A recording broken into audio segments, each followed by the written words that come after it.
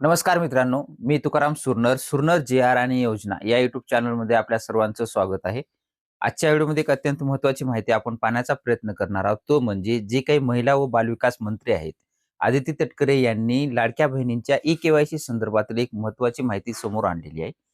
सुरुवातीला जे काही अर्ज करण्यात आलेले होते, तर टोटल एकूण अर्जांचा संख्या जर पाहिलं तर 2,67,00,000 एवढी ही अर्जांची संख्या होती. परंतु आता सद्यस्थितीला जे काही आता एप्रिलच्या ह्याच्यामध्ये जी मार्च 2026 मध्ये जी काही के-वाय-सीची शेवटची संधी एप्रिलमध्ये सुद्धा देण्यात आलेली होती आणि त्याच्यामध्ये दिल्याच्या नंतर के-वाय-सी न करून सुद्धा बाकीच्या ज्या काही महिला राहिलेल्या आहेत के-वाय-सी करायच्या. के-वाय-सी करायच्या महिला एकूण 60,00,000 राहिलेल्या आहेत अशी त्यांनी माहिती देण्यात आलेली आहे. आणि त्याच्यामध्ये 60,00,000 या महिला आणि इतरत्र ज्या काही 30,00,000 महिला अशा मिळून एकूण 92,00,000 महिला ह्या वगळण्यात आलेल्या आहेत असं सुद्धा सांगण्यात आलेलं आहे.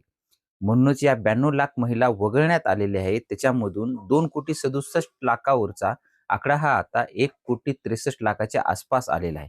म्हणजे 92,00,000 महिला ह्या वगळण्यात आलेल्या आहेत. त्यांची ई-के-वाय-सी साठी त्याच्यापैकी 60,00,000 महिला के-वाय-सी करायच्या राहिलेल्या आहेत. परंतु के-वाय-सी सद्यस्थितीला सुरू करायला पाहिजे.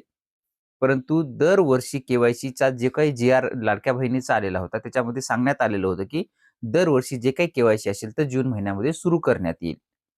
परंतु अद्यापही जून महिना उलटून गेला, जुलै महिना अर्धा संपत आला, तरीसुद्धा लाडक्या बहिणींची ई-के-वाय-सी सुरू करण्यात आलेली नाहीये.